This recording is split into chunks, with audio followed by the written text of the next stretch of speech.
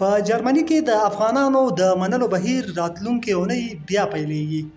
د آلمان حکومت په پام کې لري چې راتلونکې اونۍ له خطر سره مخامخ افغانانو د منلو او لیږدولو بهیر بیا پیل کړي. په دې پروسه کې باید په هره میاشت کې تر 1000 پورې کسان آلمان ته انتقال شي.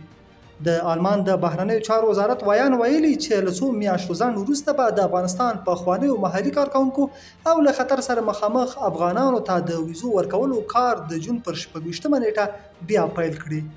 د آلمان د بهرنیو چارو وزارت یو ویان په برلین کې د آلمان خبري اژانس ویلي دي چې دغه پروګرام به په راتلونکو اونیو کې په تدریجي ډول پراخ شي ترڅو په میاشت کې د 1000 کسانو د منلو لپاره مخکې ټاکل شوي هدف ته ورسیږي.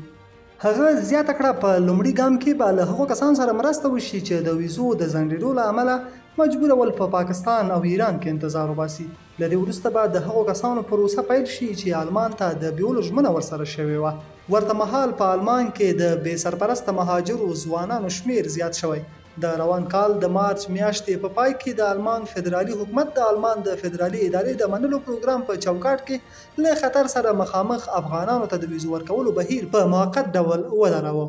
د دې لامل د ناوړه ګټه اخیستنې احتمالي هڅې ښودل شوې وې. په راتلونکي کې به له غوښتونکو سره امنیتي مرکې ترسره شي ترڅو د جال او ناوړه ګټه اخیستنې مخه ونیول شي.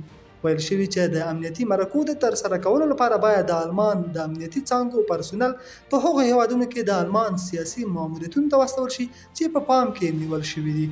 آلمان کې 315,000 افغانان کډوال ژوند کوي.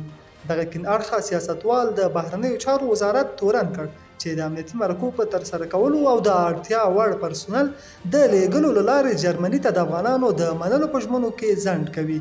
هغه وویل دا خلک نور په افغانستان کې وخت نه لري، باید ژر تر ژره ومنل شي. د میاشتې 1000 کسان منل د آلمان د حکومت په هغه پروګرام کې راغلي چې له خطر سره د مخامخ افغانانو د راوستلو په هدف جوړ شوي دي. د NDR رسنیو د معلوماتو پر بنسټ د روان کال د میاشتې تر پایه 2600 کسان چې جرمني ته بیولو ژمنه ورسره شوي او ویزې ته په تمه دي افغانستان کې او شاوخوا 1500 په پاکستان او ایران کې منتظر ول. 14,000 افغانان جرمني ته د تګ په انتظار دي. د آلمان د فدرالي حکومت د منلو پروګرام د 2022 کال په اکتوبر میاشت د هغو افغانانو لپاره چې له خطر سره مخامخ دي د یو فرصت د رامنځته کولو په موخه پیل شو.